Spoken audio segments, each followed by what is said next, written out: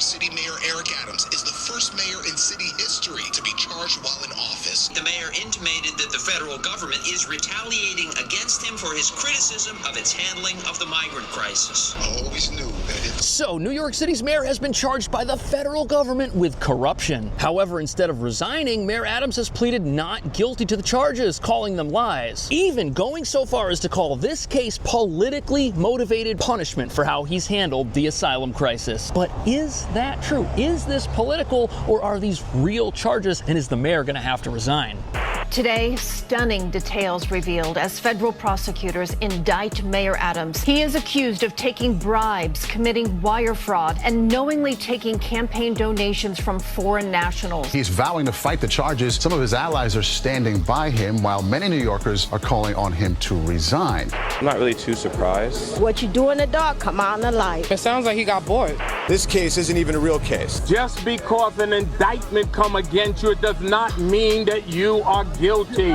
It started with a bombshell. With Mayor Adams out of town, the FBI searched the home of his top fundraiser. 4 days later, federal agents bypassed the mayor's own security detail and seized Adams' cell phone. Other homes of people in the mayor's inner circle were searched. We expected this, the demonizing, and I ask New Yorkers to wait to hear our defense before making any judgments.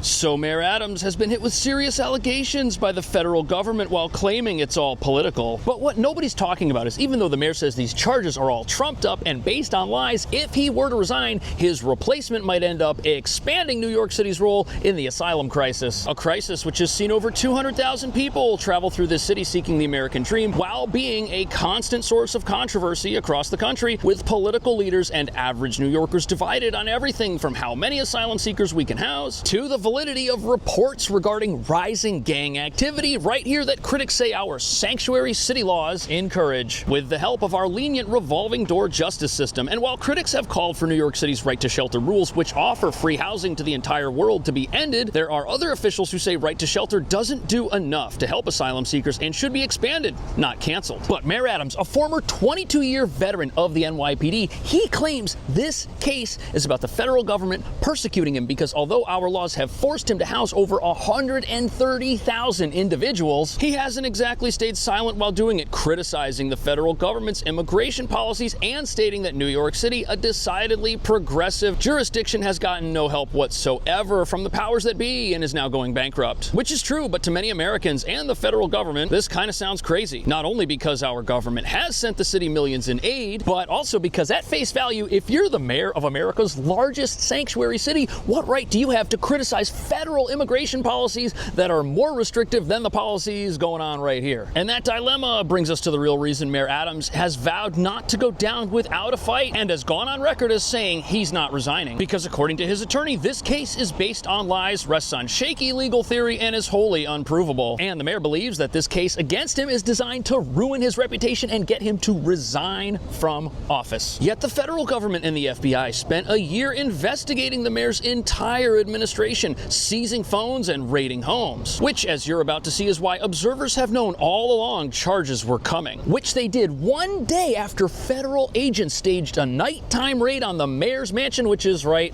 over here.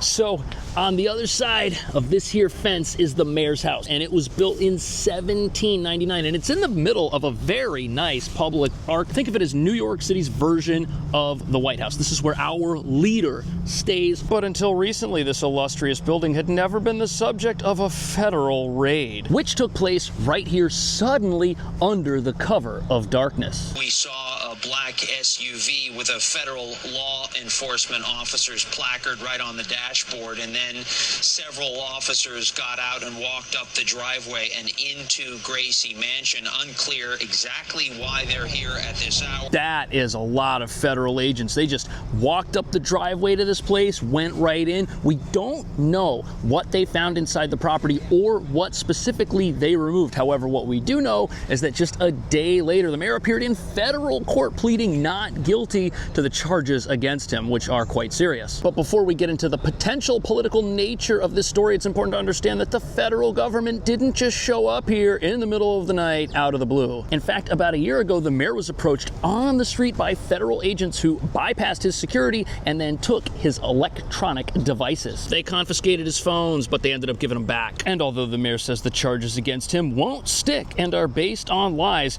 this whole process has been over a year in the making. And as you'll soon see, these are the most serious allegations ever brought against a sitting mayor of New York City. Plus, these charges have forced several members of the mayor's inner circle to resign and have resulted in major shakeups throughout his administration. And although we now know what the charges against the mayor are, whether you think that they're valid or not, they've spent a long time coming up with them, which means they must think they got something here. It started with a bombshell. With Mayor Adams out of town, the FBI searched the home of his top fundraiser over allegations related to funds from the government of Turkey. In the coming months, other homes of people in the mayor's inner circle were searched amid allegations that the new Turkish consulate received special. So this whole thing started out when the FBI raided the home of Mayor Adams' top campaign fundraiser for his 2021 mayoral campaign and his new re-election campaign for mayor in 2025. Her name is Brianna Suggs, and apparently agents took several items from her apartment. 3 phones, 2 laptops, and 1 manila folder labeled Eric Adams. And we knew back in November of last year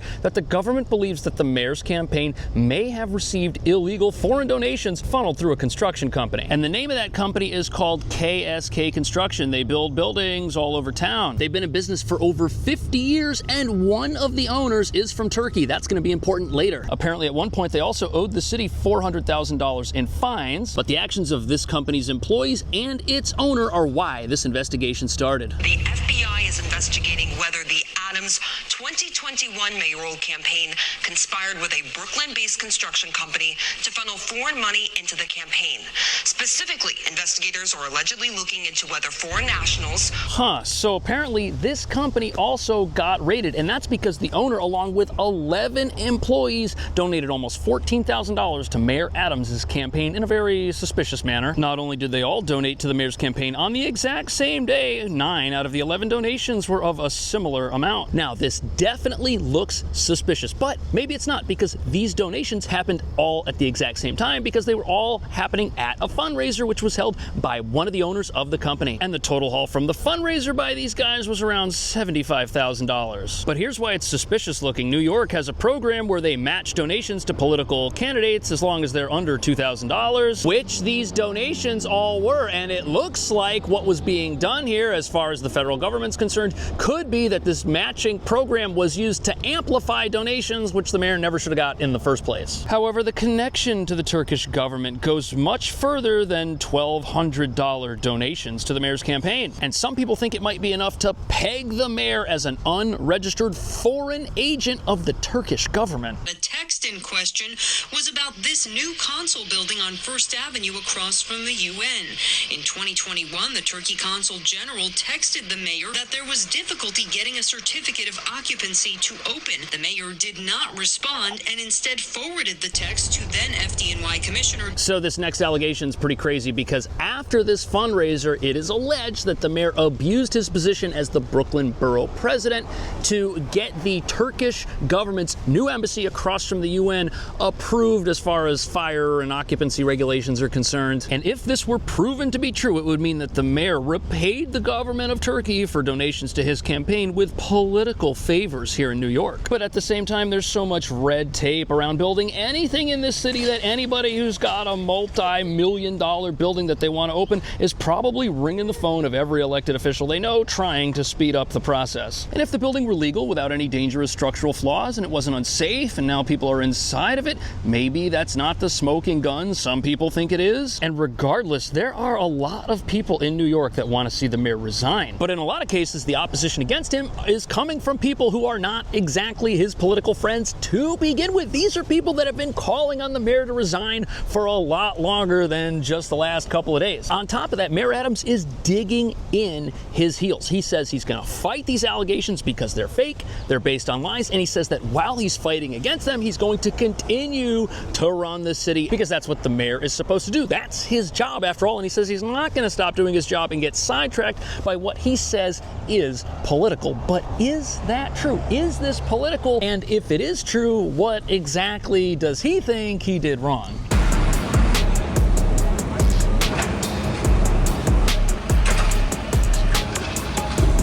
So right over here, we have the Roosevelt Hotel. It is a former luxury hotel right here in the middle of Midtown Manhattan. It houses 1,000 people, mostly families, and it's also the processing center for all incoming asylum seekers when they first arrive in New York. And there are buildings like this all over town that cost the city billions of dollars to run as emergency shelters for a crisis nobody here knew was coming. And at times, since this crisis began, the mayor has said things that make it pretty clear he doesn't think the federal government is doing enough to assist New York City financially, and that might be why he now thinks he's in trouble. The mayor entered a plea of not guilty. He's innocent. We expect these charges to be dismissed. This case isn't even a real case. This is the airline upgrade corruption case. So that right there was the mayor's attorney saying that this is all nonsense and that the mayor is innocent and hasn't done anything wrong. And what's very interesting about these charges is they've come out against the mayor in October of an election year. And although the mayor's not up for re-election, immigration as a topic may have a major impact on this presidential election. And the mayor thinks negative statements that he's made in the past might be why he's now in trouble. But here's the thing, the mayor insists that in his supposed finger pointing at the federal government, he was standing up for the rights of New Yorkers who he has to get to come to terms with him if he wants to win his election, which is in 2025. But the topic of immigration is pretty controversial here as well. You've got some New Yorkers who want to see the asylum crisis ended as soon as possible, and you've got others who want to see it expanded. But there's two things we've got to look at here. First, these charges, they're serious, but what's going to matter is the evidence that's put forth. And in order for the mayor to be guilty of something and removed from office, it's going to have to be proven that he is an agent, so to speak, of the Turkish government, something that his legal team says is impossible and won't happen. There are no emails, text messages, or any corroboration whatsoever that the mayor knew about anything having to do with these campaign donations. The entire body of evidence is one staffer. What you have not learned is that that staffer has lied, and the government is in possession of that lie. When that staffer was... Well, that is the assertion of the defense, and they're going to have to convince people that it's true. But remember a year ago when the FBI took the mayor's phone? Well, they haven't stopped doing that. They're still taking the phones of people in the mayor's administration. And they're obviously taking these phones because they're looking for evidence. If there's something in any of them, they're going to find it. But just as the mayor says that the case against him is political and without any merit, you could say the exact same thing about his accusations that the federal government has somehow made New York City's asylum crisis different. Because New York is a sanctuary city which has laws that are looser as far as immigration-related matters are concerned than the laws of the federal government, who he says is to blame for this crisis in this city. Now, of course, we don't have any evidence that this case against the mayor is political, and after all, it's not the federal government's fault New York City has a right to shelter that guarantees housing to anyone who asks, no matter where they're from. And to many people, the idea of a city that fails to cooperate with its own law enforcement when there's crime with federal authorities who might be looking for those criminals, for people running a place like that to say that, hey, the federal government has made our asylum crisis worse than it ever would have been, to many people, that's just crazy. After all, whose fault is it that New York City is a more attractive destination for immigration than, say, Alabama? Any city in Alabama where I don't think they have any sanctuary cities, whose fault is that? Could that be the fault of the federal government? Really? And all of this has many observers saying that instead of complaining and saying that New York City wasn't getting any help from the rest of the country or the government with the asylum crisis, observers are now saying that the mayor and city officials should have just sucked it up. After all, not every city is is a sanctuary, and asylum seekers are free to apply for asylum wherever they'd like. But here's where things take an interesting twist, because there are many who assume that New York, being a democratic state run by a progressive government, was going to get help from a federal government that may have shared some policy beliefs with, but that never happened. The rain of money that some people running New York probably thought was on the way never showed up. Basically, the thought went like this: here in New York, we might have laws like right to shelter that could be a magnet for immigration in some sense, but since this state leans Democrat, our Democratic president and federal government will give us whatever we need. Unlimited money, if so. But obviously, that's not something that the federal government or the rest of the country agree with. How controversial would that be if places like New York, which are sanctuary cities with a right to shelter, got bailouts to provide all of that funding? It would look like a major scandal, and that's not what happened. And it seems that at least on the federal level, nobody really had the heart to reward New York City for having a series of laws that are in rebellion to an extent against U.S. immigration policy. So is it a stretch to say that this whole thing is political? Absolutely. Is it a stretch to say that the mayor is being punished for things he said in the past? Absolutely. But it also might be considered a stretch to say that the charges against the mayor are as serious as some are claiming that they are. After all, merely being from another country does not mean that you are an operative of that government. And that has a lot of people saying that the case against the mayor is just as maybe non-existent as his accusations against them, that the asylum crisis could have something to do with this. And this all raises a big question. Is Mayor Adams guilty of doing anything wrong? Is there more information out there that we don't even have access to yet? Could he have done things that will soon be revealed in the near future that could actually be very bad? Is he actually an agent